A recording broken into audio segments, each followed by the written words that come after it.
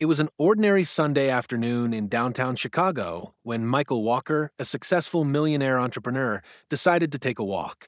He had just closed an important business deal, and his mind buzzed with the satisfaction of securing another major victory in the fast paced world he navigated daily. But amidst the whirlwind of emails, calls, and financial forecasts, Michael yearned for a moment of peace, something more tangible than the glass and steel of his high rise office.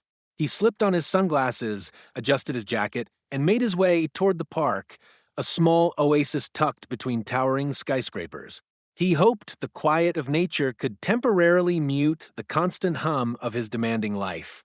As he walked through the park, Michael felt the tension in his shoulders begin to release, the cacophony of the city's traffic fading into a gentle background murmur. Birds chirped from the trees above, and the soft rustle of leaves underfoot was like a balm to his overworked mind. It was exactly what he needed, a chance to breathe, to reset before the next round of board meetings and negotiations. He let his eyes wander over the people in the park, couples strolling hand in hand, children laughing as they played, and joggers pushing through their routines. The day felt still, almost like time had slowed for him alone. But then something caught his eye. There, sitting alone on a bench beneath a large oak tree, was a woman whose appearance immediately made him pause. Her face was mostly hidden by a hood and a tangle of unruly hair, but there was something about her that made Michael's gaze linger. The woman clutched a weathered cardboard sign that read, "Looking for a fresh start."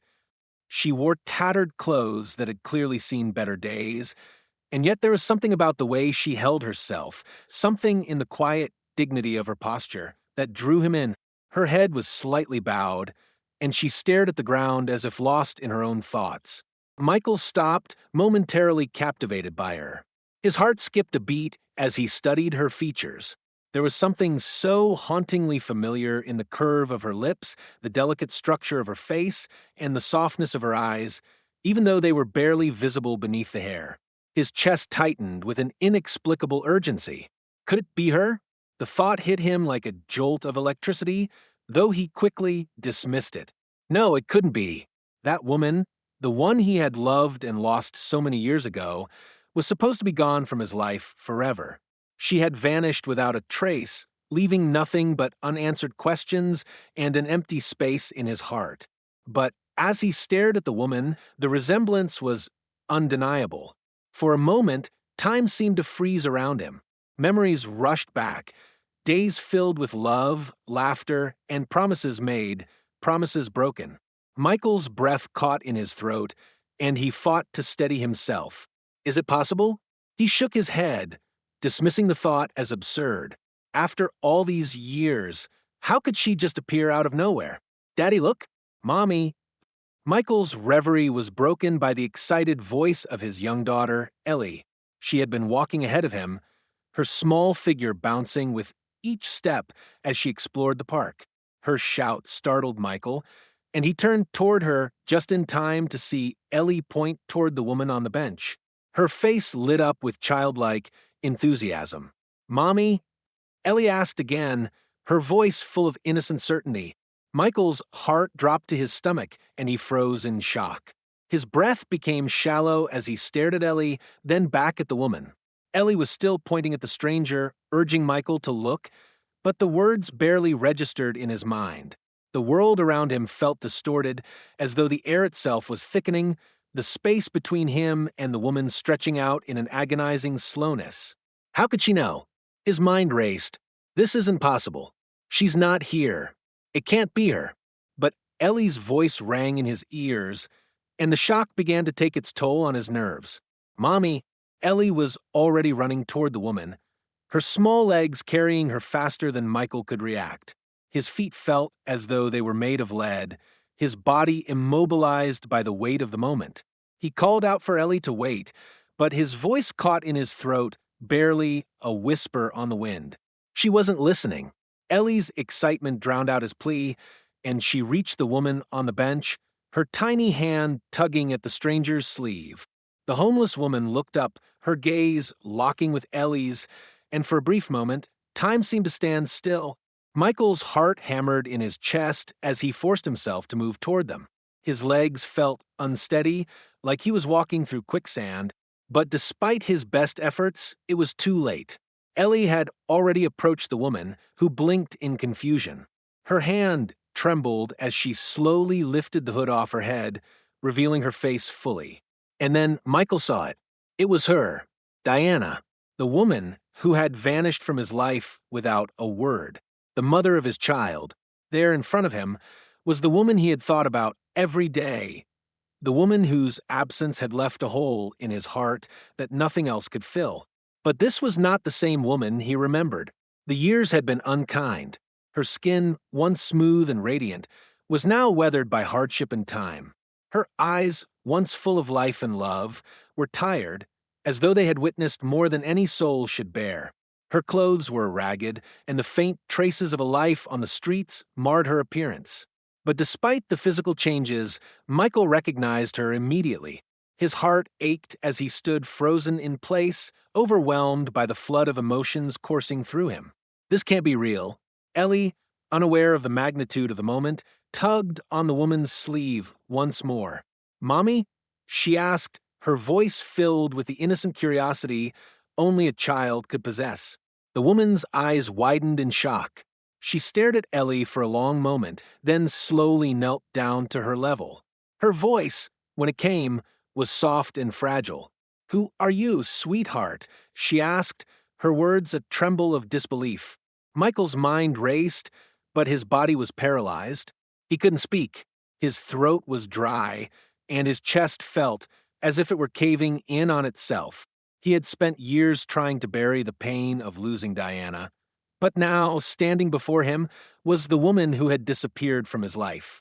She was here, but she was a shadow of the person he had once loved. "Diana," Michael whispered, his voice cracking as he said her name for the first time in years. The woman, Diana, looked up at him, her face clouded with confusion. "Michael," she asked, her voice shaking, "is it really you?"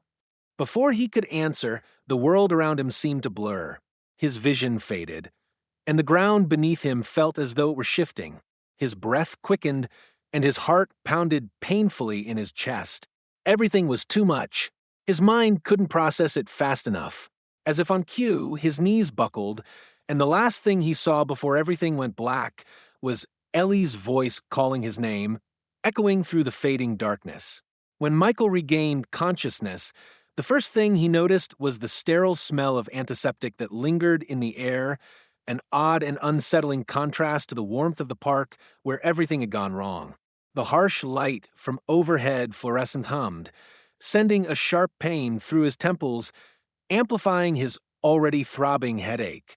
He tried to shift, but his body felt weak, as though it were struggling to regain its sense of place. His arms were heavy, like they belonged to someone else. Panic began to crawl through his chest. What had happened? Was everything okay? Was Ellie? His eyes darted around the room, and he quickly spotted his daughter sitting beside him on a chair, her small hands clutching a stuffed animal that looked well-loved from the years of wear. Her big, wide eyes stared at him with a mix of worry and curiosity. The faint sound of her soft breathing was the only sound that seemed to make sense, grounding him back to reality. "Daddy?" Ellie's voice was barely a whisper, but it was enough to draw Michael's attention completely. She was awake, waiting for him, watching over him like the little protector she always was. The relief was instant, but it didn't quite ease the confusion swirling in his mind. Then his eyes fell upon the woman sitting in the far corner of the room. His heart lurched in his chest, and the room seemed to blur. It was her, Diana, the woman who had vanished from his life so many years ago, the woman whose face he had dreamed about endlessly and whose absence had haunted him through every achievement, every failure, every sleepless night. She was different. The once vibrant, radiant woman he had known now appeared fragile. Her skin was dull, sallow even, and her hair, once so full and shining, was now unkempt, tangled in places. But her eyes, those eyes, were the same. They held the same warmth, the same intensity, the same love that Michael had once believed to be lost forever. "Michael," Diana whispered softly, her voice trembling as she spoke his name. It felt strange hearing it again after so long. He opened his mouth to speak, but the words stuck in his throat, thick and heavy. His breath caught, and a lump formed there, choking him. He tried again, but only a hoarse sound escaped. His voice felt like it belonged to someone else, too. His eyes watered as the confusion and emotions overwhelmed him, but he couldn't bring himself to say anything. He wasn't sure if he even had the words. Diana's face softened with sadness as she looked at him. There was a long silence before she spoke again, her voice barely above a whisper, as though she feared her words would shatter something fragile between them. "You're awake now. I'm glad." She reached her hands toward him, almost as if she were trying to reach into his very soul to say something unspoken. Michael could hardly believe this was happening. He had spent so many years convinced that he had moved on, that he was better off without her. Yet, seeing her now, there was an ache in his chest that he could no longer ignore.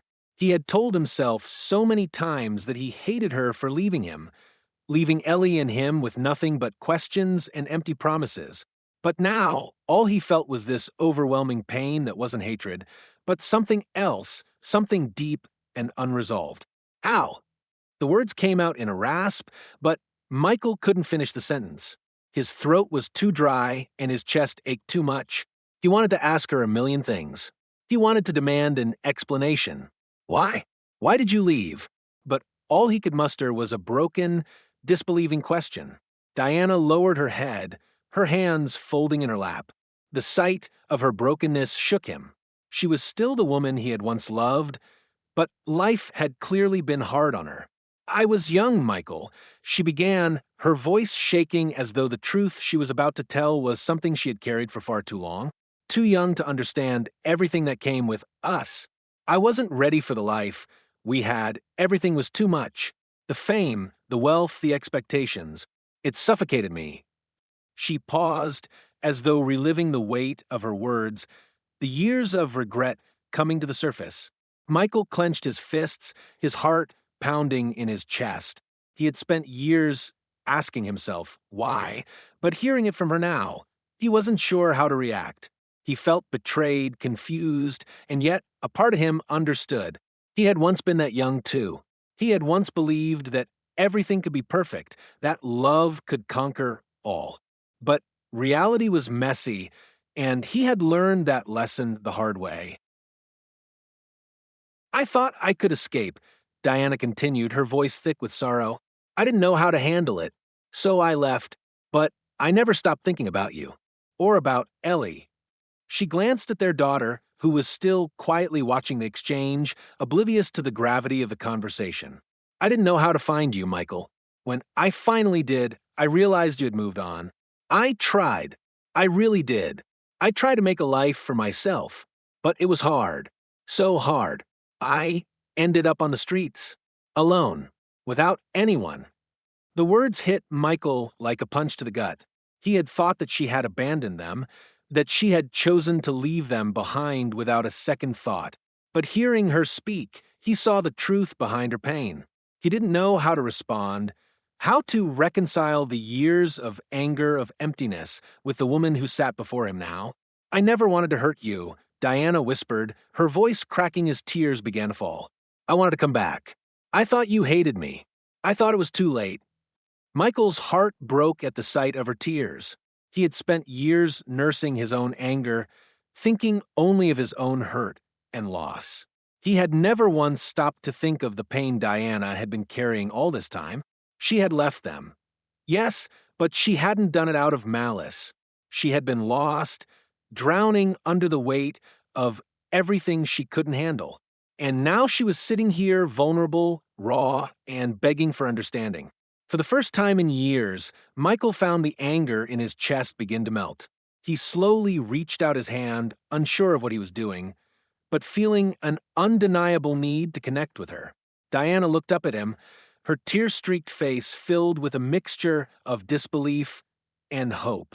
"I never hated you," he said, his voice soft but steady. "I was hurt, yes, but I never hated you." She collapsed into his arms, her body shaking with the release of everything she had held inside for so long. Michael held her tightly, the years of pain and distance between them dissolving in that moment. There were no words needed, just the quiet understanding that they had both been broken in different ways. As they sat there, together, their daughter still curled up by his side, Michael knew that the road ahead would not be easy. There would be questions, pain, and healing that needed to take place. But for the first time in a long time, he believed that maybe, just maybe, they could begin to rebuild what had been lost. There was hope, and that was enough to start.